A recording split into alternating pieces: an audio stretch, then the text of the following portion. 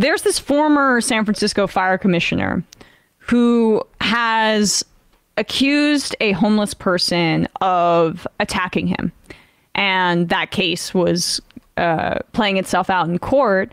But there has been new evidence, very important evidence in this case of the former San Francisco fire commissioner, Don Carmignani.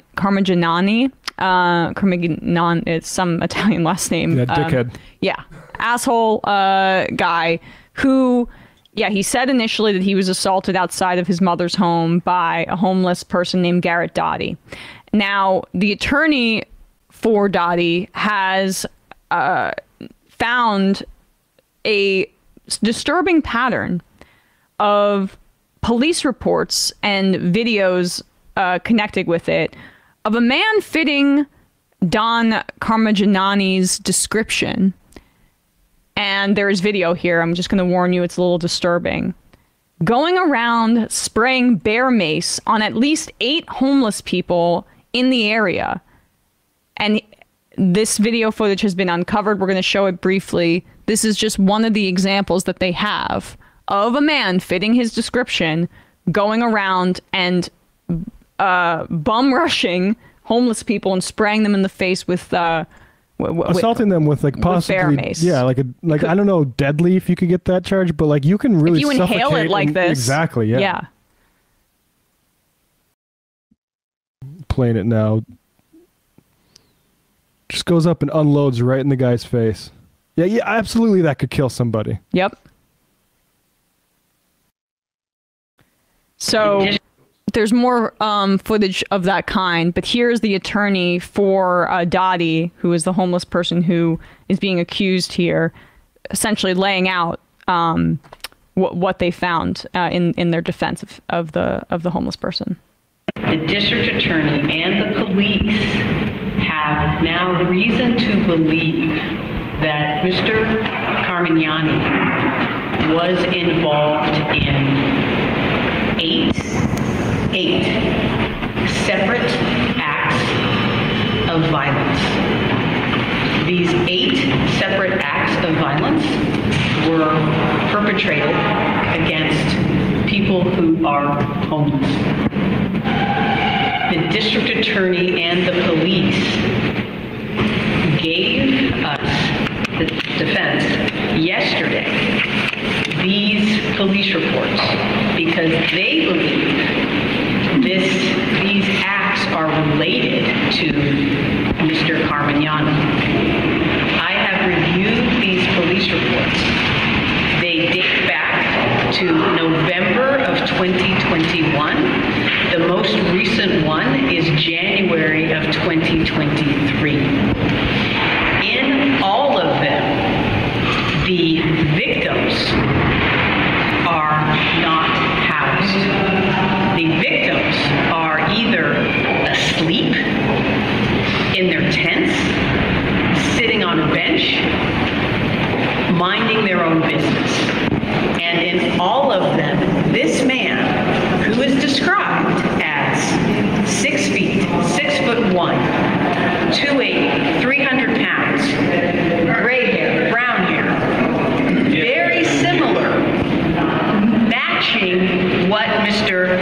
Carmignani looks like, right? So these incidents are being reported over the last 2 years, and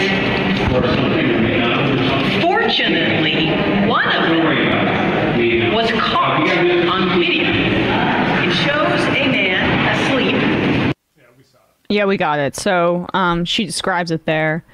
But I mean, I'm sure that Carmignani was radicalized by media coverage of the dangers of homeless people on our streets, as he's the danger, going up and assaulting them because of pure hatred in his heart.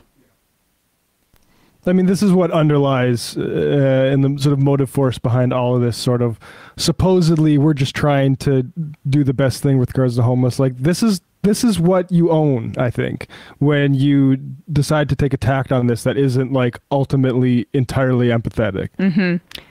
Yeah. The whole discourse surrounding this before this reveal reminds me so much of something that just happened just a couple of weeks ago with Bob Lee. Right. The Cash App founder who got killed by, turns out, a fellow tech executive founder that he knew. But they were initially blaming that on crime in San Francisco. People, right? Yep. And here we have another case where, oh, look, this guy, in this case, a chief firefighter or whatever, got beat up by a homeless individual, crime running rampant. And then you find out the guy was probably defending himself from one of these attacks. Absolutely. Yeah. As somebody who was just on a grand jury, that's the way I would rule that. I would say he's lucky he got off with like less than that, because you're doing that to people. You don't know, like homeless people get a lot of abuse, and they often have ways to defend themselves. And like, honestly, good luck. Like, Godspeed defending yourself against this shit, because all these people have it coming, whatever comes to them. Right. And it just is a window into the mindset of this kind of guy. Really, they're just bullies, and they're looking for justification about like vagrants so that they can beat up on somebody that is just mostly defenseless. I mean, as Matt said, they do have the ability to defend themselves, but they are at the lowest point and at the most vulnerable point that they could be in society. They are without a home. They are economically as insecure as possible.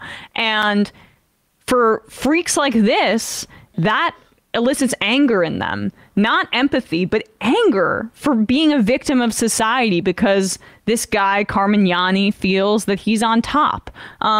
That's like the worst of humanity right there in front of you. And these are the true menaces to society, not the people who are victims of our society. Really is an incredible story, but as validating as we can find about like some of the crime discourse in this country. Yeah, thank God he was a firefighter, not a police commissioner. Otherwise, the police probably wouldn't have been so forthcoming about this. Exactly. This is an instance in which the firefighter cop rivalry benefited us. Rare firefighter L to cops. Yes, I mean. Like, I watch that NYPD FDNY hockey game sometimes that they play at Madison Square Garden annually. I'm always rooting for the firefighters, but damn, there's some bad guys there too. All right, let's take a call really quickly. Calling from a 614 area code. Who's this? Where are you calling from? This is Dylan from Australia. How you doing? Hello? Dylan, you're going to have to speak up, buddy. Yeah. Are you on a speaker? Oh, I'm sorry. Oh God, I'm sorry. It's actually 4:00 in the morning. I'm sorry. There you go. Can you hear me? Dylan, this is rough audio here. Yeah, Dylan, this audio is okay for Left Reckoning, but I don't know, buddy. Might need to. Dylan? Better. Is this working? Third time, final time. Is this working? Not really, but do you got a quick point? Yeah, I was just listening to Stephen Crowder, right? Like, so. I get if you're a member of the community and you want to go, maybe this guy's been seen at a bar or whatever and he's wandering around and he's dressing up in dresses and stuff when he's on his show, and members of his staff and stuff come out and they're like, we don't like him because of that, because they're bigots in their heart and they've got nothing to hate and stuff. But the predisposition amongst people who are like, there's nobody who is on his side who you're winning over by like bringing him down by like insinuating bad things about his marriage. Does that make sense? Mm-hmm. Like, I don't, in my opinion, like I don't know. I think that there can be like an ugly tendency amongst people to kind of like, I don't want to like be singing for this guy. Like yesterday on his Twitter, he's like, look at the things with the Barbies and the supporting Down syndrome. Like, this is a horrible person. And if he wants to have a bunch of his people turn on him because of Candace Owens, saying all this hateful stuff, he's not a person who does not he deserves that as an individual on a personal level. Dylan, it's a little hard to hear. Sorry, you. Dylan, we got to jump. I'm sorry, but he does deserve a lot of shit. Oh, Dylan hung up. All right, we'll take another call really quickly. Calling from a 502 area code. 502. Who's this? This is Nico from San Francisco. Nico from San Francisco. What's on your mind have any thoughts about that that clip we just played? Yeah, I'm glad you guys brought it up. I was going to call out real quick that on the phones, I couldn't hear any of the clips today. So I'm not sure exactly what was said in the clip, but Gotcha. definitely for a little bit of extra context on the firefighter guy, when he was actually attacked, that was only 2 days after Bob Lee was killed. So I think that actually definitely contributed to that kind of fever pitch of anti-homeless rhetoric around here. And the other thing on that note is that I think SFPD is, I might have mentioned this before when I called in about the Bob Lee killing, but they're pretty known for being hands-off, to say the least. So I think this type of, vigilantism, which I think is kind of what this firefighter guy thought he was doing. Like, I've heard the justification for why he was assaulting these homeless people was that they were hanging out near his mom's house and she was uncomfortable or something like that. Right. Yeah. So I think, as long as there's no kind of structural solution for homelessness or crime in SF, this is only going to get worse. Like, you're going to see more people doing this kind of thing. And if you look at the way that people talk about it online in some of the, I guess, more conservative tech bro-y communities, they all still support this firefighter even after all of this has come out. Nico, so I don't imagine this is going to get better. I was just reminded that of the example, and we played this on the show a few months ago, the business owner who sprayed that homeless woman with a hose. Right. That was also San Francisco.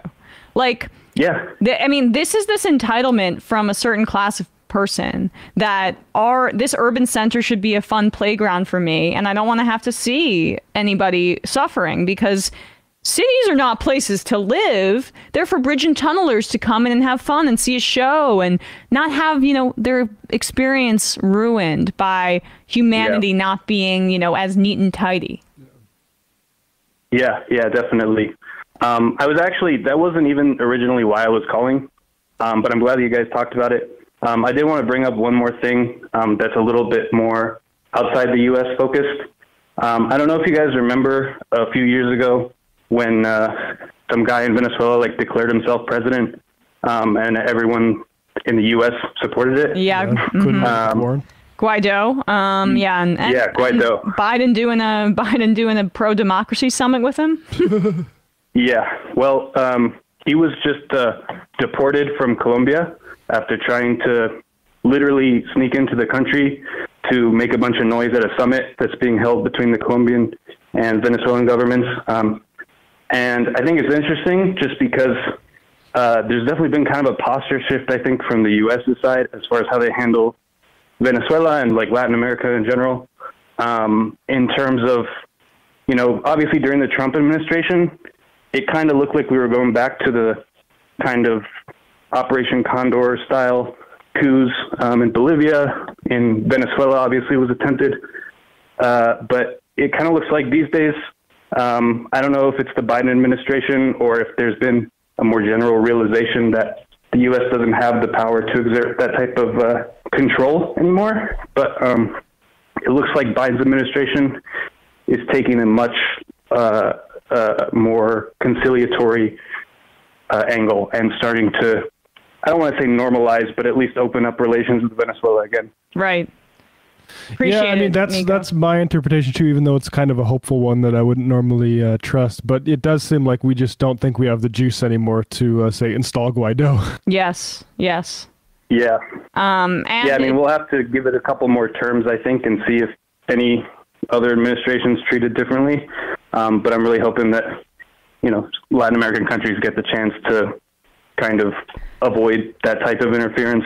Not to be too conspiratorial, Nico, but it's also Maduro has been softening his stance on Western or, capitalist encroachment on their oil reserves too. So that might contribute to softening of any U.S. stances. But yeah, I could definitely see that. Hey, free trade, baby. Yep. As long as the sanctions, stop crushing the Venezuelan people for the interim, I'm okay with it. Have a good one, I think dude. that's the goal. Thanks. Bye. You too. Bye. Ryan and Callie, wait, what? There's an FDNY NYPD annual hockey game at Madison Square Garden. Saints preserve us. I can smell the Irish from here in California. Yep, there is. And Staten Island raises itself from the water for a little bit because there's there's so much less weight on it. There's all the bodies are at MSG. All right, kind of did not stick the landing, but you got what I was going for. Okay. Imagine Staten Island bobbing up and down in the ocean. Yes, right. Maddie Moron, Hillary Crowder's family evidently released a statement that Crowder was emotionally abusive, lied about the circumstances of the abuse, and wasn't present for the children's birth. Leaked video accompanying the statement. I'm seeing that, but gonna hold off on commenting on that. Yeah, we'll let other people now. Go into those realms and then laugh about it later. No, we're just covering what Crowder has said on his program for now. But I hope Hillary gets justice.